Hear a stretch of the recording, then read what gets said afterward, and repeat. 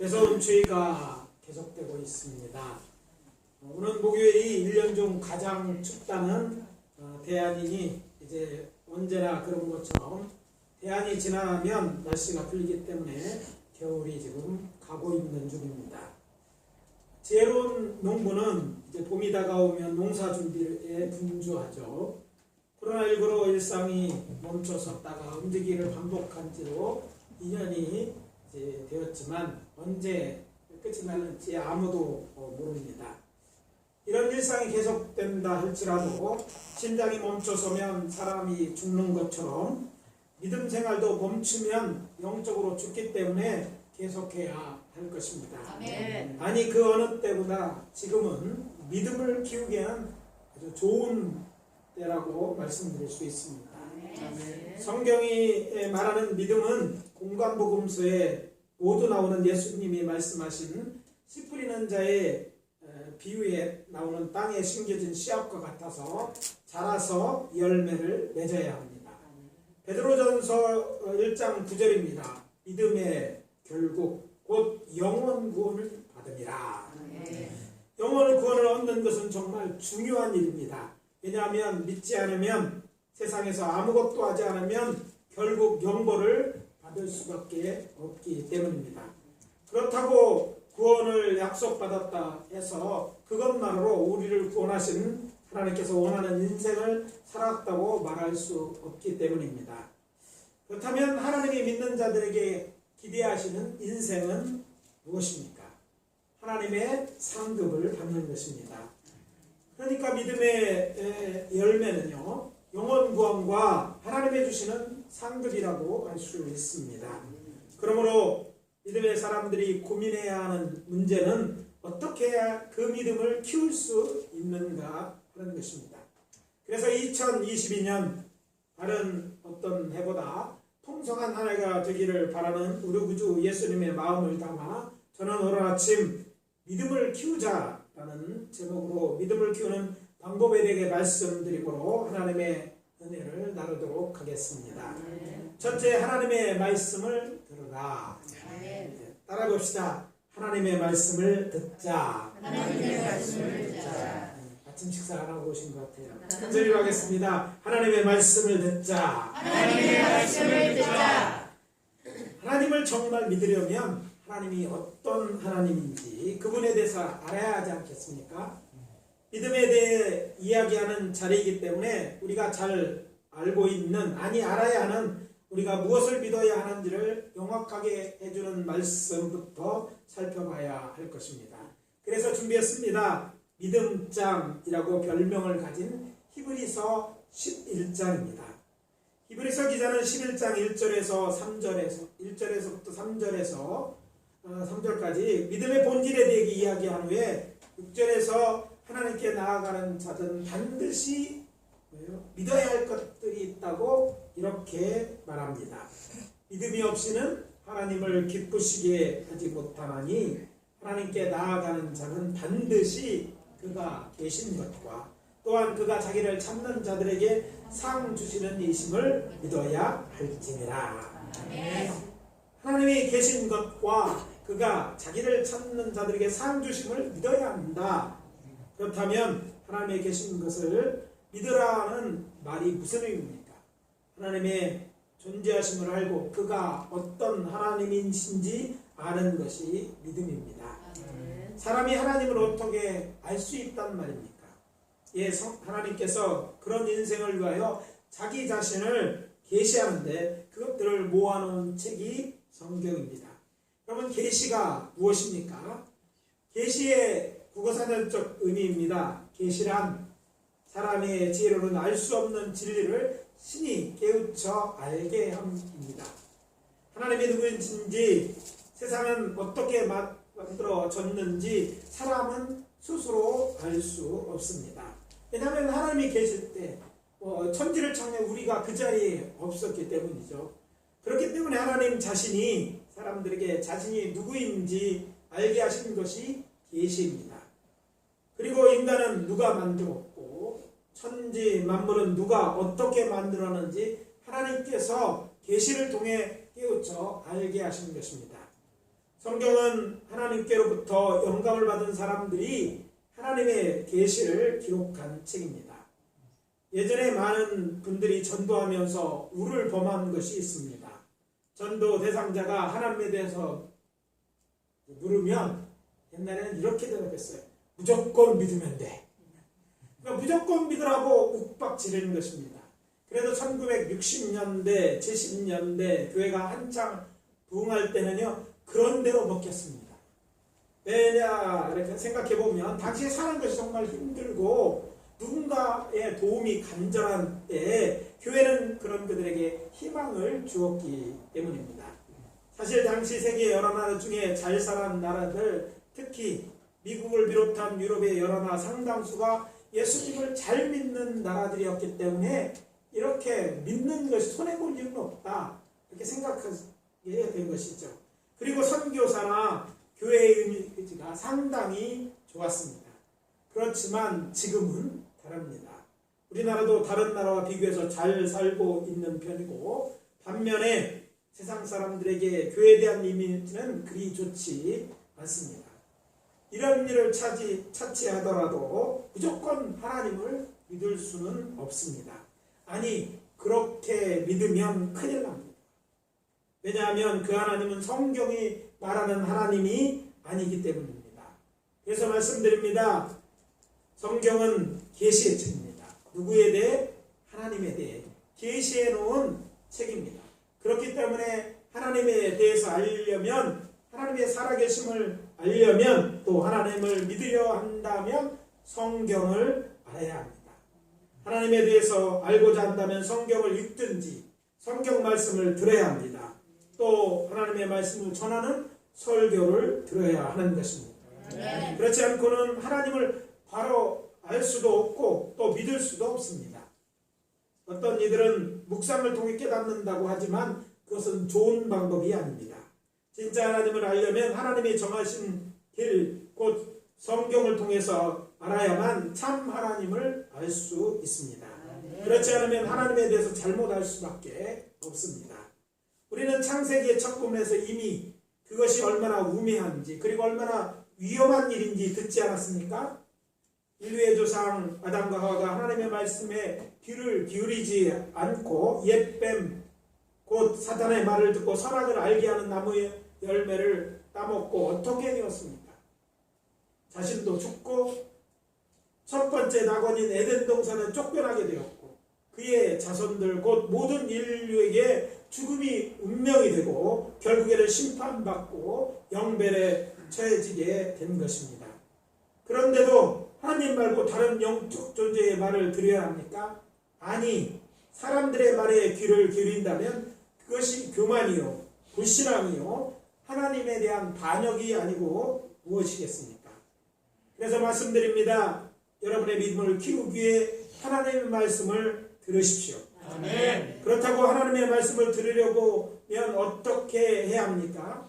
하나님의 말씀이 선포되는 교회의 공적 예배에 꾸준히 참석해야 할 것입니다. 아멘. 그래서 권면합니다. 올해는 꼭 한번 해봅시다. 꼭 성수주일 합시다. 성수주의 합시다. 띄엄띄엄 나오지 말고 올해는 매주 나올 작정을 하니, 아니 뭐 어떻게 교회를 매주 갈 수 있느냐 말하지 마시고 매주 나와서 예배하는 것이 하나님의 명령이고 뜻입니다. 아멘. 수예배나 금요 심야 예배 이전보다 더 적극적으로 참석하십시오. 새벽 연합에 예배 드리는 것도 좋고요, 목장 모임도 가지려고 노력하십시오. 이 말에 동의하시는 분들만 아멘. 아멘. 제가 다시 화드렸습니다. 큰 소리로 아멘. 아멘. 예, 하나님도 들으셨고 저도 들었습니다. 둘째, 하나님을 경험하라. 따라해 봅시다. 하나님을 경험하자. 하나님을 경험하자. 하나님을 확실히 아는 방법 중 가장 좋은 방법은 하나님을 경험하여 아는 것입니다. 옛날 사람들은 사람이 새처럼 공중을 나를 일이나 물고기처럼 바닷속을 헤엄치는 일은 꿈속에서나 가능한 것으로 여겼습니다. 그런데 그와 같이 믿기 힘든 일이 예수님의 제자들의 눈앞에 일어났습니다. 저들은 갈릴리 호수 위를 걸어오시는 예수님을 본 것입니다. 참고로 히브리어에 있어서 바다나 호수는 모두 얌이란 같은 단어를 사용합니다. 때문에 본문에서 바다라고 기록되어 있어요. 그렇지만 실제 이 바다는 갈릴리 호수를 의미합니다. 또 마태복음, 마가복음, 요한복음에 다 기록되어 있는 이야기죠. 이 중에 가장 이 사건을 자세히 기록한 것이 오늘 본문인 마태복음 14장 22절에서 33절입니다. 예수님의 사역 초기 침례요한이 순교한 지 얼마 되지 않을 때 예수님께서는 배를 타고 가 베드로와 야고보의 고향인 베세다 들녘에서 복음을 전하였습니다. 이때 그 유명한 오병이어의 사건을 일으키신 예수님은 이제 이 말씀이 다 끝난 후에 제자들을 먼저 가버나움에 돌려보내시고 홀로 인근산에 올라가서 기도하신 후에 밤중에 제자들을 찾아 갈릴리 호수 위를 걸어가셨습니다. 베세다는 가버나움에서 아주 멀지 않은 곳이었습니다. 그런데 갈릴리 호수에는 얼마나 강한 바람이 불고 큰 파도가 일어난지 어부 출신인 제자들이 많음에도 불구하고 한참을 노을 저었지만 여기 밤 사경이요. 그러니까 새벽 서너 시까지 열심히 이제 그 가버나움으로 가려고 노력했지만 어떻게 됐다? 큰 파도 때문에 나갈 수가 없었어요. 병행 9절인 요한복음 14절에 보면 저들이 10열이 곧 십리가 하면 몇 킬로예요? 4kg. 4kg밖에 안 돼요. 배 그렇게 열심히 밤 3, 4경이 될 때까지 세월호 시가 될 때까지 4경이 될 때까지 열심히 노를 저었지만 겨우 4km밖에 나아가지 못하고 고난을 당하고 있었기 때문입니다. 캄캄한 한밤중에 깊은 호수 위에 떠있는 배 위에서 호수 위를 걸어오시는 예수님을 보았을 때 얼마나 놀랐겠습니까? 이 광경을 보고 놀란 제자들이 무서워 소리를 지르자 예수님이 즉시 말씀하십니다. 안심하라. 아니 두려워하지 말라. 아마 우리가 예를 들면 이만한 것 때문에 또 놀랄 거예요. 이런 일이 벌어진 거예요. 그러자 이제 의심 많다고 얘기하는 베드로 나서서 말합니다. 뭐라고 얘기합니까? 베드로가 뭐라고 말합니까? 만일 주님이시면 나를 물 위에 오라 하소서. 이렇게 말합니다. 그러자 예수님이 오라고 하셔요. 그럼 더 큰일 난 거 아니에요? 베드로 얼마나 용감했던지 풍랑이는 낮에 바람이 있는데요. 이 배 밖으로 나와서 물 위에 서려고 합니다. 얼마나 무모한 것입니까? 아니 어부가 평생을 어부로 사는 사람이 배 밖에 나오면 곧 사망이라는 걸 왜 모르겠어요. 그런데도 불구하고 예수님이라고 믿고 그가 배 밖에 나와서 이제 발을 물 위에 댔을 때 무슨 일이 일어났습니까? 거기에 서른 자신을 발견하고 이제 한 발짝 걸어서 예수님의 가까이까지 이르게 되었습니다. 본문에 손을 잡을 만큼이니까 그 가까이까지 간 거예요. 그런데 가까이 가서 마지막에 예수님을 보던 눈을 돌려서 바람을 보았다고 얘기합니다. 바람이 본다고 보입니까? 그런데 바람은 일고 있었고 예수님을 보던 시선을 바뀌어서 이제 주변을 바라보게 되었을 때 무슨 일이 일어났습니까? 그가 빠져가는 것이었어요. 예수님이 즉시 그의 손을 넘겨 그를 붙잡으며 말합니다. 믿음이 적은 자여 왜 의심하였느냐. 느닷없이 믿음이 대한 얘기가 등장하는 것입니다. 저들이 배에 오르자 바람이 그쳤을 때 배에 있는 예수의 제자들이 예수님께 절하면서 뭐라고 고백합니까? 33절입니다. 진실로 하나님의 아들이소이다. 이 사건으로 베드로를 비롯한 예수님의 제자들은 예수님이 이제 무엇으로 하나님의 아들로 보였고 그것을 믿는 자가 되었습니다. 사실 눈에 보이는 가까운 사람들을 하나님의 아들로 믿는다는 것은 믿음이 필요합니다. 배경을 잘 이해한다면 베드로가 예수님의 당시 살던 곳이 가버나움이었어요.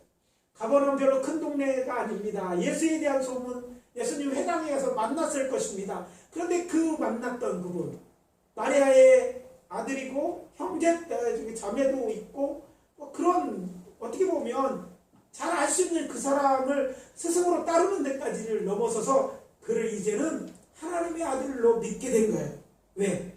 이런 큰 일을 경험하고 보니까 그는 하나님의 아들이라는 말이 맞아요. 그것이 아니면 설명할 수 없는 그런 일이었기 때문입니다. 하나님의 아들로 믿는다는 건 큰 믿음이 필요한 것이죠. 그리고 그 믿음은 작은 믿음이 큰 일 필요한데 그 현장, 풍랑이 이런 데 걸어온 그 현장에 있었던 그를 베드로를 보았던 예수님의 제자들이 이제 그런 믿음을 갖게 된 것입니다. 여기서 한 가지 확인하고 넘어가야 할 것이 있습니다. 하나님을 만나는 한 번의 경험으로 큰 믿음의 소유자가 되는 것은 아닙니다. 베드로는 그런 의미에서 우리에게 증거가 됩니다. 사도행전을 읽어보면 그는 또다시 하나님을 경험하게 되는데 이번에는 헤롯 안티파스에게 붙잡혀 옥에 갇혀 있을 때 일어납니다. 안티파스가 누굽니까? 침례 요한을 죽인 사람이 아닙니까? 이제 백성들이 그를 좋아하는 걸 알고 예수님의 제자들도 잡아 죽으려는 그에게 붙잡혀 감옥에 있는 것입니다. 그런데 그에게 놀라운 일이 일어났어요. 천사가 저를 구해낸 것입니다. 사도행전 12장 11절입니다. 이에 베드로가 정신이 들어 이르되 내가 이제야 참으로 주께서 그의 천사를 보내어 나를 헤롯의 손과 유대 백성의 모든 기대에서 벗어나게 하신 줄 알았노라. 이제야 알았다는, 하나님이 나를 구원하셨다는 것을 알게 되는 것이죠. 알았다는 얘기죠. 베드로는 이 기적을 통해 예수님의 하나님의 아들인 것뿐 아니라 자신의 구원자임을 더욱 확실히 믿게 된 것입니다. 이렇게 살아계신 하나님을 경험하면 하나님을 믿게 되는 것입니다. 그런데 문제는 사람이 하나님을 경험하기란 쉽지 않습니다. 아브라함이나 노아처럼 하나님의 은혜를 입어 하나님께서 친히 저들에게 나타나 말씀하시면, 또는 예수님의 제자들에게 하셨던 것처럼 예수님이 우리를 친히 찾아오시면 우리는 하나님의 살아계심을 알고 확실하게 믿을 수 있지만 그런 일은 잘 일어나지 않습니다. 여기서 우리는 오늘 본문 24절의 말씀을 기억해야 합니다. 제가 다시 한번 봉독해 드립니다. 배가 이미 육지에서 술이나 떠나서 바람이 거스림으로 물결로 말미암아 고난을 당하더라. 이 말씀의 키워드는 고난입니다. 고난을 당하더라. 일반적으로 사람들이 하나님의 살아계심을 경험하게 되는 때는 인생의 문제를 만나 고난 당할 때입니다. 고난의 이유 중에 가장 큰 것은 무엇입니까? 고난은 인간을 겸손하게 하고 또 자신의 연약함을 깨닫고 하나님을 찾게 만들기 때문입니다. 아멘. 혹시 지금 고난의 때를 지나고 있습니까? 아멘. 그렇다면 여러분 하나님을 찾으십시오. 아멘. 간절히 찾으면 우리를 구원하시는 하나님을 경험하게 될 것입니다. 아멘. 하나님은 그래서 믿게 하려고 때때로는요 하나님이 우리에게 고난을 우리에게 허락하십니다. 하나님의 허락하신 고난은요, 고난을 통해서 하나님이 하고자 하는 목적, 하나님을 믿게 되면, 구원 확인이 되면 그 고난은 우리에게 간증거리가 되고 문제가 되지 않는 것을 알 수 있습니다. 아멘. 물론 환난과 핍박 아니면 인생의 큰 문제로 인한 고난 중에 우리를 도우시는 하나님을 만나게 된다면 이보다 더 큰 유익이 없을 것입니다. 그렇지만 그러려면 뭐에 대해 엄청난 대가를 치러야 할지도 모릅니다. 그런 우리들을 위해서 하나님께서는 우리를 위하여 준비했습니다. 고난당하지 않고도 주님을 만날 수 있는 방법 말입니다. 그것은 스스로 주님을 찾아서 광야로 나가는 것입니다. 아니면 기도 굴로 들어가는 것입니다. 주어진 열악하고 힘든 환경이 아니라 구도자처럼 하나님을 만나기 위해 마음을 기고 스스로를 낮추는 것입니다. 그것도 아니면 하나님의 전에 나와 간절히 하나님을 찾는 것입니다. 지혜서라고 알려진 잠언서 8장 17절입니다. 나를 사랑하는 자들이 나의 사랑을 이루며 나를 간절히 찾는 자가 나를 만날 것이니라. 아멘. 나를 간절히 찾는 자가 여호와 하나님을 간절히 찾는 자가 여호와 하나님을 만날 것이다. 그러면 하나님을 찾는 자가 하나님을 만나게 될 것이라는 것이 지혜서가 우리에게 가르쳐주는 영적 지혜인 것입니다. 하나님을 찾을 때 도움이 되는 말씀입니다. 하나는 시편 14편 2절입니다. 여호와께서 하늘에서 인생을 굽어 살피사 지각이 있는 하나님을 찾는 자가 있는가 보려 하신즉. 여호와 하나님께서는 하늘에서 인생을 굽어 살펴보시면서 지각이 있는 자, 생각이 있고 정말 하나님을 찾는 자를 찾고 계십니다. 이게 무슨 말입니까? 하나님은요, 우리가 찾는 걸 귀찮아하시는 분이 아니라 오히려 찾는 자가 있는가 보시는 거야. 뭐 하려고요? 찾는 자가 있다면 자신이 그를 만나주려고 그렇게 하신다. 하나님이 우리가 찾는 것을 기뻐하시고 우리를 만나려고 찾고 계신다는 그런 말씀인 거예요. 그러니까 여러분들이 하나님을 어떻게 하면 간절히 찾으면 그 하나님이 왜 안 만나주시겠어요? 그러니 하나님을 믿기 위하여 하나님의 도움을 얻기 위하여 하나님을 찾으신다면 하나님을 만나게 되실 것입니다. 다른 하나님 성자 하나님이신 예수님의 약속입니다. 구하라 그리하면 너희에게 주실 것이요 찾으라 그리하면 찾아야 할 것이요 문을 두드리라 그리하면 너희에게 열릴 것이니. 마태복음 7장 7절입니다. 여러분 마태복음의 럭키 7이 바로 이 말씀이에요. 여러분들 꼭 이거 기억하죠? 구하라 그리하면 주실 것이요. 이것만 기억하시는데 조금 더 쓰십니다. 조금 더 나가서 뭐가 있다고요? 찾으라 그러면 찾아낼 것이요. 보물찾기 하라는 얘기가 아니죠. 하나님을 찾으면 하나님이 너를 찾아서 내가 하나님을 찾게 될 것이라는 이런 약속의 말씀인 거예요. 그래서 말씀드립니다. 2022년 올해는 하나님을 찾아 만나는 경험을 통하여 뜨뜻미지근하게 믿음 생활하는 것을 청산하고 확실히 하나님을 믿는 자가 되십시오. 조금만 믿음 갖고 그냥 별거 아닌데 믿음 없어서 떨지 말고 믿을까 말까 방설이지 말고 여러분 큰 믿음의 소유자가 되시는 2022년 되기를 예수 그리스도 이름으로 축원합니다.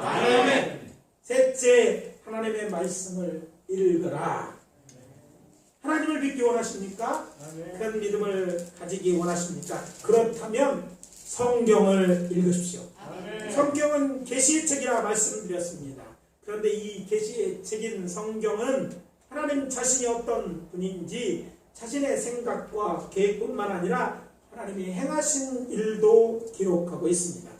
그 중에 하나님께서 어떤 사람을 만나주시고 저들을 위해 어떤 역사를 하셨는지도 기록되어 있습니다. 그런데 성경에 기록된 그 사람들 중 상당수가 하나님을 믿는 하나님의 사람들입니다. 이들이 우리에게 믿음의 선진들이 될 것입니다. 믿음의 선배가 된다는 거예요. 그럴 때 우리는요 그들에 대한 기사를 읽으면 그들을 통해 어떻게 하나님을 간접적으로 경험하게 됩니다.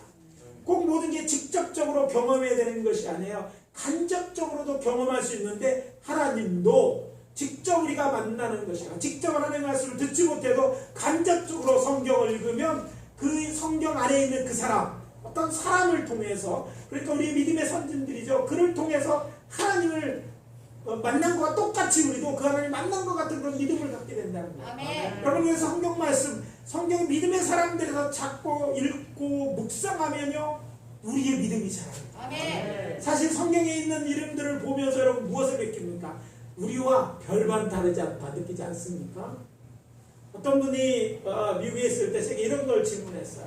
당신의 아들이 왜 성경입니까? 바이블이에요. 영어로 하면 우리말은 성경하면 그래도 괜찮은데 영어에 바이블이라는 이름을 가진 사람이 그리 많지 않습니다.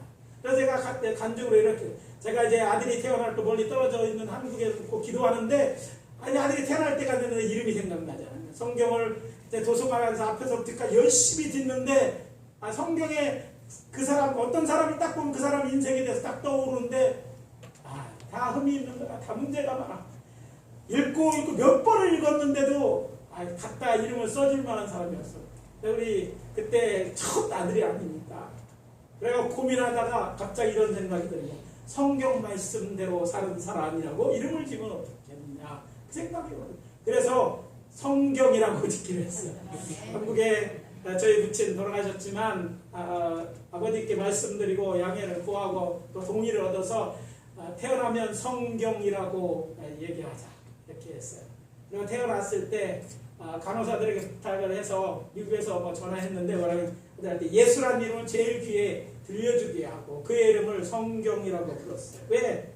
제가 이 얘기를 드리는 것은요, 성경에 보니까 여러분 괜찮아 보이는데 그 사람 인생을 쭉 보면 야 이렇게 살아가지고는 될까? 이렇게 완벽한 사람이 없는 거예요. 그런데 그 완벽하던 사람들이 하나님을 만나서 변화되는 거잖아요. 아멘. 네. 그렇습니다. 우리 가운데 누가 완벽하겠어요? 믿음의 선질도 그렇잖아요. 그런데 그들이 하나님을 만나고 하나님을 경험하면 점점점 믿음이 자라서 오늘 우리들이 믿음의 선진이라고 할 만큼 하나님께 믿음의 사람이다 인정받을 만한 사람이 되었다는 것입니다. 아멘. 그렇기 때문에 그들에 대한 성경 기사를 읽으면 그들을 통해 우리는 하나님을 간접적으로 경험하게 됩니다. 그래서 우리의 믿음을 키울 수 있게 되는 것입니다. 아멘. 믿음은 눈에 보이는 것이 아닙니다. 그렇지만 이들 믿음의 증인들을 통해 하나님이 어떤 하나님이시고 하나님의 뜻이 무엇이고 하나님께서 무엇을 기뻐하는지 알게 되는 것입니다. 아멘. 믿음으로 아벨은 가인보다 더 나은 제사를 드림으로 의로운 자라는 증거를 얻었다. 믿음으로 에녹은 죽음을 보지 않고 하늘나라로 올라갔다. 믿음으로 노아는 하나님께서 물로 세상을 심판하실 때 방주를 준비함으로 그 집은 구원을 받았다. 믿음으로 아브라함은 하나님의 말씀에 순종하여 가나안 땅을 유업으로 받고 많은 후손 곧 믿음의 조상이 되었다. 이들은 모두 더 나은 본향 곧 하늘에 있는 믿는 자를 위하여 예비한 영원한 하나님의 나라요 낙원인 새 예루살렘 성을 사모하던 자들로 저들은 믿음으로 말미암아 그 우리의 둘째 낙원이라고 할 수 있는 영원한 하나님의 나라를 유업으로 받게 된 것입니다. 믿음장에 언급된 사람들은 하나님을 직접 경험한 믿음의 사람들입니다. 하나님께서는 이들의 이야기를 성경에 기록해 놓음을 통해서 우리로 하나님을 믿게 하고 우리로 믿음의 사람으로 초청하고 성장시켜 하나님을 기쁘시는 자로 살아 결국에는 영원한 하나님의 나라에 들어가게 하실 것입니다. 아멘. 그리고 저들처럼 하나님으로부터 상을 받게 하실 것입니다. 아멘. 그래서 말씀드립니다. 2022년 벌써 이제 세 번째 주일이 아닙니까? 힘써 믿음의 사람들의 이야기인 하나님의 말씀인 성경을 읽는 자들이 되십시오. 아멘. 성경을 공부하는 일에 힘쓰는 자가 되십시오. 아멘. 그래서 믿음을 키우고 성장시켜 믿음으로 하나님께서 기뻐하실 일을 잘 담당함으로 하나님 나라에 들어가는 자가 될 뿐 아니라 그 나라에서 상 받는 자들이 되십시오. 아멘. 이제 오늘 말씀을 마무리합니다. 여러분의 믿음을 키우기 위해 하나님의 말씀을 들으십시오. 하나님을 경험하십시오. 그리고 하나님의 말씀을 읽으십시오. 아멘. 이제 2022년은 여러분의 믿음을 키우기로 작정하시고 꼭 실행에 옮기심으로 믿음의 사람으로 우뚝 서십시오. 아니 이 시대에 살아가는 살아있는 믿음의 거장들이 다 되시기를 우리 주 예수 그리스도의 이름으로 축원합니다. 아멘. 다 같이 이제 동성으로 기도합니다. 이 시간 기도하실 때 이 믿음에 대하여 하나님 앞에 기도하기로 합니다. 주님, 저도 믿음의 거장이 되게 하십시오. 이제 하나님을 경험하기로 원합니다. 하나님 찾을 때 만나 주시옵소서. 하나님 말씀을 듣고자 합니다. 들을 수 있는 용기를 주시고 건강을 주시고 여건을 허락하여 주십시오. 하나님 말씀을 읽습니다. 읽는 말씀이 깨달아지게 하여 주시옵소서. 이렇게 하나님 앞에 간절히 구하고 여러분의 각오를 하나님 앞에 가르는 시간 갖도록 하겠습니다. 2분 동안만 동성으로 기도합니다. 아버지 하나님 주의 은혜와 사랑을 감사합니다. 하나님께서 우리를 사랑하셔서 우리 말씀을 통해서 이제 올해 2021년은 믿음의 사람으로 초청하시고 있습니다. 그냥 교회만 왔다 갔다 하는 자들이 아니라 하나님을 알고 믿는 자들이 되게 하시옵소서. 하나님의 자녀들 하나님 아버지를 알고 해주지 않겠습니까? 살아계신 하나님을 경험하기를 원합니다.